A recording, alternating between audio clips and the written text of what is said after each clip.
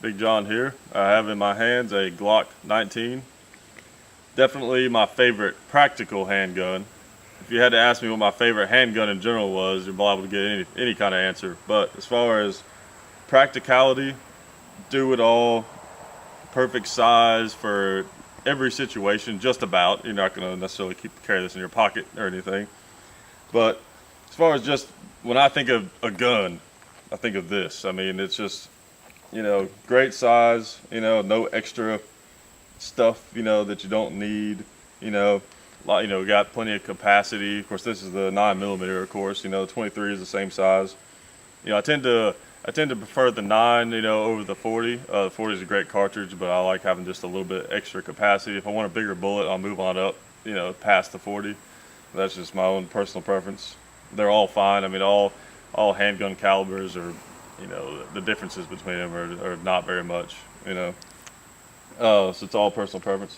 But this is my first video, like very seriously with a gun, so I don't know if I call it a review or not, but I'm just gonna shoot it some and talk about it, and try to imitate my dad if I can, do a parody of him. So, yeah, I'm just gonna take a few shots with it, and then maybe I'll think of some more things to say while I'm shooting. If not, then we'll just stand here and look at each other. Okay.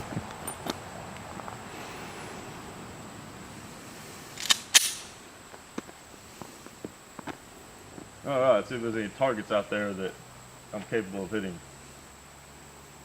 Maybe that real big one first.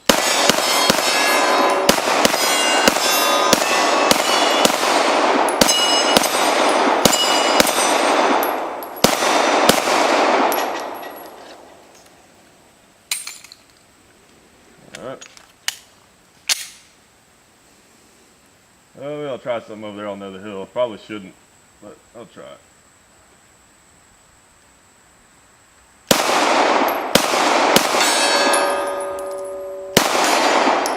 Oh, got a pig.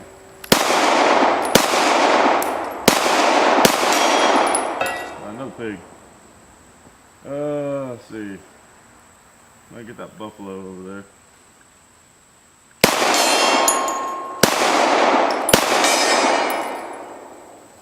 Well, I guess I gotta shoot the gong, because if I don't, you guys are gonna judge me for it. So I'll blame you for it.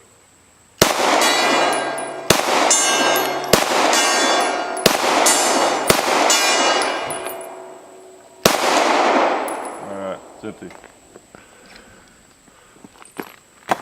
Well, one other point I'd like to make, just about Glocks in general, not necessarily just this gun, but one thing that I have a lot of people tell me, friends, read on the internet, just all kinds of people that are first getting into Glocks, or at least trying them out or picking them up, is that the grip is horrible.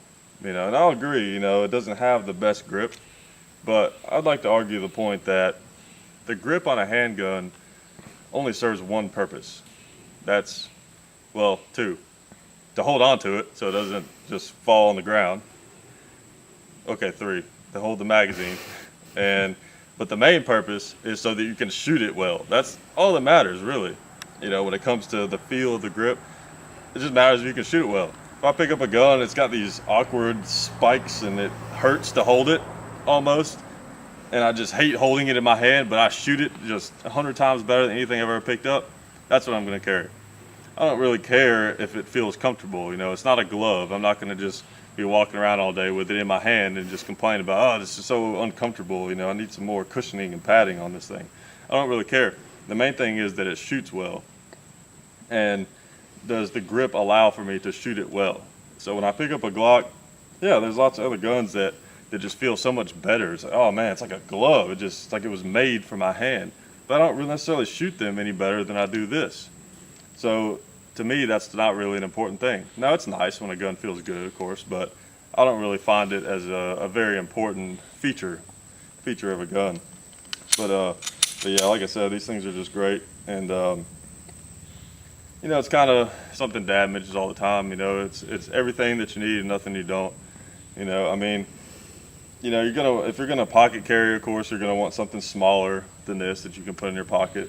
One of the disadvantages maybe to even a gun this size is, you know, you're all going to have the possibility of printing, you know, if you're carrying, you know, under a, you know, a light shirt, you know, or something like that. But I mean, it's just a great size. When I first started carrying concealed, I don't know, probably been 4 or 5 years now, something like that. This was the first one, you know, the first gun that I carried, and you know, I felt pretty confident with it. You know, that nobody was going to see it. Not that it mattered since I had my carry permit, but you know, it's kind of embarrassing almost. You know, you don't want people to necessarily see your gun, especially if you're trying to hide it. You know, because you don't want people to get the wrong impression. You know, like you're trying to look tough. You know, because you have a gun. You know, or anything like that, and you don't want people who would do harm to know you have it either.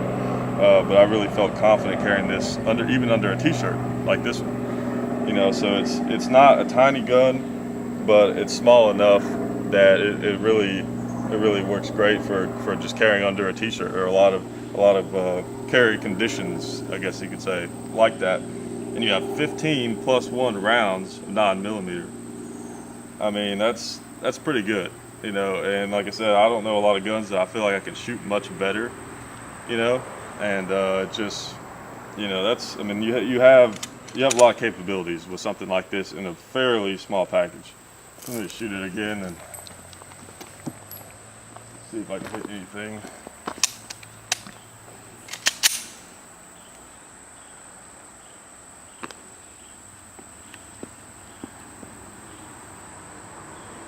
I think that spray can might have something in it. Let's see.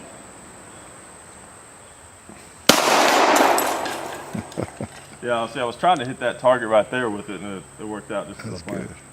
Let's see.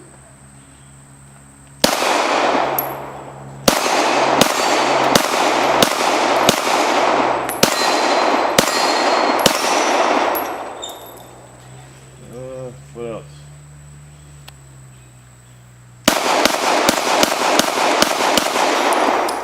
Guess that's not going to fall off or anything.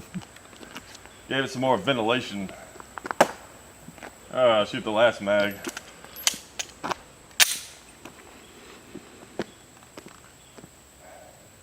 Let's see. I'm gonna walk up a little bit and I'm gonna rotate between the Tombstone and the Cowboy. I always feel like, I'm gonna walk down here.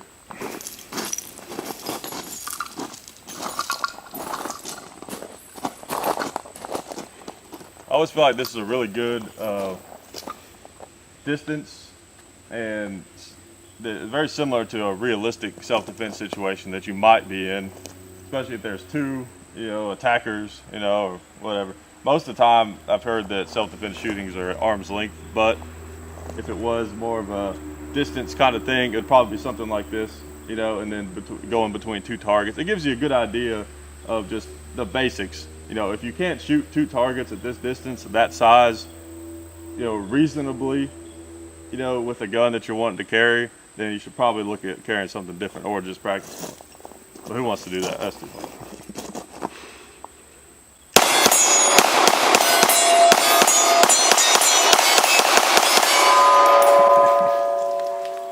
Now, of course, there's some misses in there because I was shooting fast, but you know, in a self-defense situation, the objective is, you know, not to end someone's life, you know, or to, you know, all you're trying to do is to keep them from doing what could cause you serious bodily harm or end your life. And you have to think of the situation. If you have you know, possible innocent bystanders in the background, then you don't want to shoot like that at all. You may not want to shoot, period, if you have that kind of situation. But if you're aware of your backstop, which, you know, you probably won't have time necessarily to think about that, but if it's obvious to you that the backstop is good, there's no one back there, then, and you know you have a gun that has plenty of capacity, I mean, get those rounds out there, you know, as quick as you can. Just stop the situation, because the faster you stop them, the less time they're going to have to put rounds on you, you know. So some people say it's only accuracy that matters. Well, I don't know. I mean, it's more about when there's a task that you're trying to complete. So the most important thing is that you complete that task as quickly and efficiently as possible. And that's what makes the most sense to me. But who knows? I'm kind of crazy. So, all right, well, I don't know how much detailed information I gave you about the Glock 19. Just some, you know, other stuff about it that I thought, but basically it has all the same functions that most handguns do. All that kind of stuff is out there. You can watch the Hickok 45 videos, and you'll if you want to learn about the more specifics of it. I just wanted to give you some extra perspective from my point of view. So thanks for watching. And I apologize for my terrible zooming.